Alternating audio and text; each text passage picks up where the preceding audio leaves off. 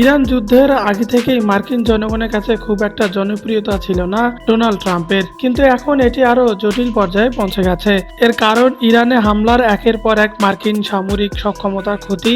ইতিমধ্যেই খবর এসেছে যে একটি মার্কিন যুদ্ধবিমান ইরানের আকাশে ভূপাতিত হয়েছে। বিশেষ করে দুইজন ক্রু সদস্যের অবস্থা নিয়ে ব্যাপক তুলকালাম শুরু হয়েছে। সিএনএন জানিয়েছে একজনকে উদ্ধার করে চিকিৎসা দেওয়া হচ্ছে, তবে অন্যজনের কি হয়েছে তা এখনো নিশ্চিত নয়। এরপর আরো জানা যায় শুক্রবার ইরান আরেকটি মার্কিন যুদ্ধ বিমানেও আঘাত এনেছে, তবে ওই বিমানের পাইলট ইরানের সীমানা থেকে বের হয়ে নিরাপদে বেরিয়ে যেতে সক্ষম হন এবং পরে তাকে উদ্ধার করা হয়। এছাড়া গতকাল শুক্রবার পর্যন্ত পেন্টাগন জানিয়েছে ইরান যুদ্ধে অন্তত 13 জন মার্কিন সেনা নিহত এবং 365 জন আহত হয়েছে। তবে একই দিনে দুটি যুদ্ধ বিমান ভূপাতিত করার ঘটনায় জড়িত সেনা সদস্যরা এই সংখ্যায় অন্তর্ভুক্ত কিনা তা তাৎক্ষণিকভাবে স্পষ্ট হয়নি। পেন্টাগন জানিয়েছে আহতদের মধ্যে 247 জন মার্কিন সেনাবাহিনীর সদস্য, 63 জন নৌবাহিনীর নাবিক, 19 জন মেরিন সদস্য এবং 36 জন বিমান বাহিনীর সদস্য। হতাহতদের ঘটনাটি সামরিক বাহিনীর বিভিন্ন শাখায় ঘটেছে।